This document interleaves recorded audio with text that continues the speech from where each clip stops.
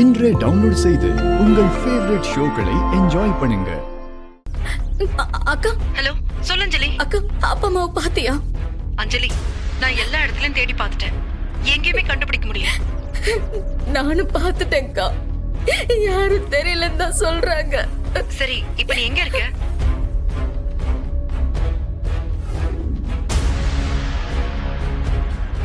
சரி, அங்கே இரு, நான் வரேன். என்னங்க முருகா, என்ன இது?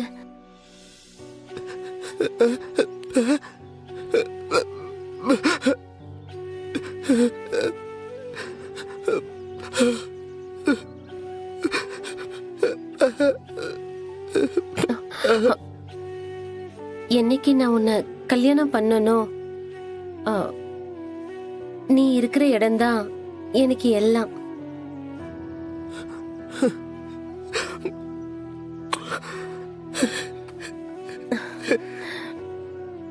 நேரமும் ஆயிடுச்சு, எங்க தங்க வைக்கிறது?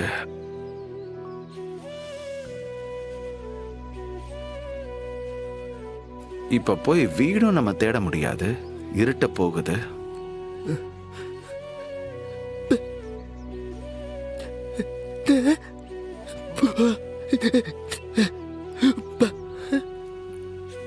இங்கெல்லாம் ராத்திரி படுக்க முடியாது, 6 மணிக்கு மேல பார்க்க பூட்டிடுவாங்க. இரு.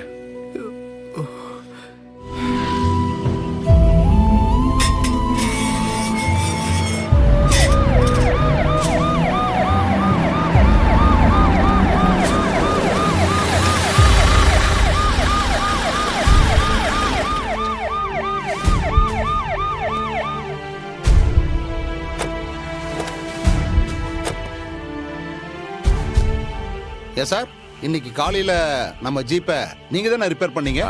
ஆமா சார். என்ன இங்க நின்னுட்டு இருக்கீங்க?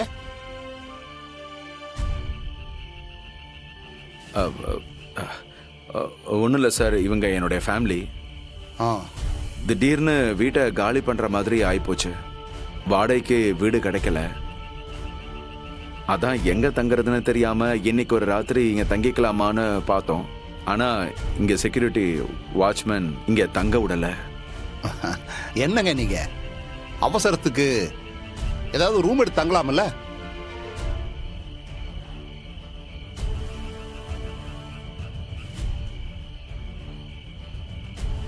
புரியுது, என் கூட வாங்க. எங்க சார்? ஸ்டேஷனுக்கு தான். சார், நாங்க எந்த தப்பும் பண்ணலையே. பயப்படாதீங்க, ஸ்டேஷன்ல குற்றவாளிக மட்டும் இல்ல, நாங்க கூட அங்கதான் இருக்கோம். நைட்டு அங்க தங்கிக்கங்க, காலையில வீடு தேடிக்கலாம். பாதுகாப்பான இடம் தான் சார். இல்ல சார், பரவாயில்ல. என்ன சார் நீங்க எனக்கு ஹெல்ப் பண்ணிருக்கீங்க, பதிலுக்கு நான் உங்களுக்கு ஹெல்ப் பண்ணக்கூடாதா?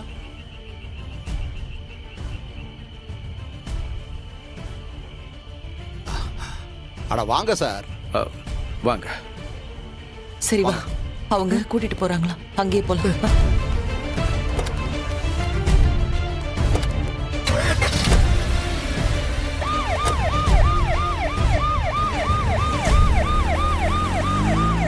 நாங்க தேடி பார்க்கிறோம், நீங்க கிளம்புங்க. சார், கொஞ்சம் சீக்கிரம் ஆக்ஷன் எடுங்க சார். சரிங்க சார், கொஞ்சம் சீக்கிரம் பாருங்க சார். பாக்குறோம்மா. வரோம் சார். அக்கா. அப்பா. துளசி, என்னப்பா?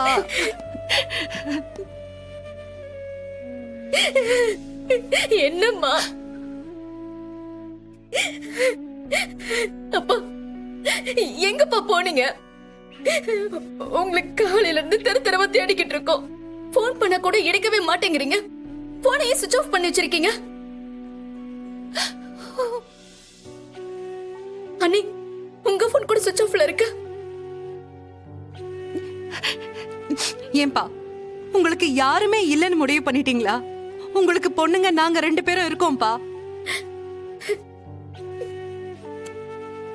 நாங்க இருக்கும் போது நீங்க ஏன் தெரு தெருவா அலையணும்? என்ன கோலம் பாயுது? உங்களுக்கு தங்குறதுக்கு இடமே இல்லையா? நீங்க நாங்க இவங்க பொண்ணுங்க சார். ஆமா சார், என் பொண்ணுங்க தான். என்ன சார் நீங்க தங்கறதுக்கு இடம் இல்லைன்னு சொன்னீங்க. உங்களுக்கு இவ்வளவு பேர் இருக்காங்க, இவங்களை நீங்க தவிக்க விட்டுட்டு போலாமா சார்? மாமா, உங்களுக்கு என்ன பிரச்சனையா இருந்தாலும் முன்னாடி வந்து நிக்கிறதுக்கு மூத்த மாப்பிள்ள நான் இருக்கேன். என்ன மாமா நீங்க எங்களை எல்லாம் ஒரு சொந்தமாவே நீங்க யோசிக்க மாட்டேங்கிறீங்க. அத்தை, நீங்களாவது சொல்லக்கூடாதா? இல்ல வெற்றி, என்ன நீயும் எங்களை ஒதுக்கி வச்சுட்டல? அப்பா அம்மா சொன்னா என்ன, தங்கச்சிங்க இருக்காங்க, அவங்க கிட்ட போலான்னு உன்னால ஒரு வார்த்தை கூட சொல்ல முடியல. புரியுதுண்ணே? அப்ப நாங்களும் உங்களுக்கு வேண்டாதவங்களா போயிட்டோம்ல. உங்க பசங்க உங்களை வீட்டை விட்டு அனுப்பியிருக்காங்க சார். நீங்க கோவிச்சுக்கிட்டு எங்க சார் போயிருக்கணும்? யாருக்கிட்ட உதவி கேட்டிருக்கணும்? உங்க பொண்ணுங்க 2 பேர் இருக்காங்கல்ல, நீங்க அவங்க கிட்ட தானே சார் போயிருக்கணும். அது இல்ல சார், அவங்களுக்கு கஷ்டம் கொடுக்க வேண்டான்னு தான். என்ன சார் பேசுறீங்க? எந்த பொண்ணுமே தன்னை பெத்தவங்களை கஷ்டமா நினைக்க மாட்டாங்க சார். ஆனா ஒரு சில ஆம்பளை பசங்க தான் அப்படி நினைக்கிறாங்க. இனிமேலாவது புரிஞ்சு நடந்துக்குங்க. அம்மா, இவங்க இங்கேயே இருக்கட்டும், காலையில கூட்டிட்டு போங்க. இல்ல சார், நாங்க இப்போவே கூட்டிட்டு போறோம். அம்மா, அப்பா வாங்க, நாம போலாம். இல்லம்மா, அதெல்லாம் வேண்டாம், சரியா வராது. மா, அத்தை, நான் சொல்றேன், நீங்க வந்துதான் ஆகணும். மாமா வாங்க மாமா. இல்ல மாப்பிள்ள, நம்ம வீட்டுக்கெல்லாம் வேண்டாம். சரிங்க மாமா, நீங்க எங்க வீட்டுக்கு வர வேண்டாம். இன்னைக்கு ஒரு நைட் ஹோட்டல்ல தங்கிட்டு மத்ததெல்லாம் காலையில பேசிக்கலாம். சரி சார், ரொம்ப நன்றி சார்.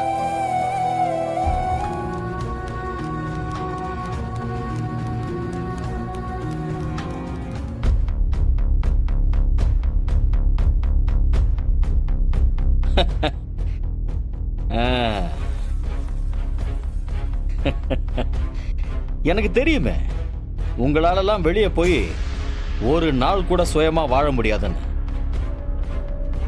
என்னமோ பெரிய வீரவாசனம்லாம் பேசிட்டு போனீங்க, இப்போ போன வழியா திரும்பி வந்திருக்கீங்க. இதுக்கெல்லாம் அவ்வளோ ரோஷப்பட வேண்டிய அவசியமே இல்லையே. அண்ணே, என்ன ரொம்ப சத்தம் போடுற?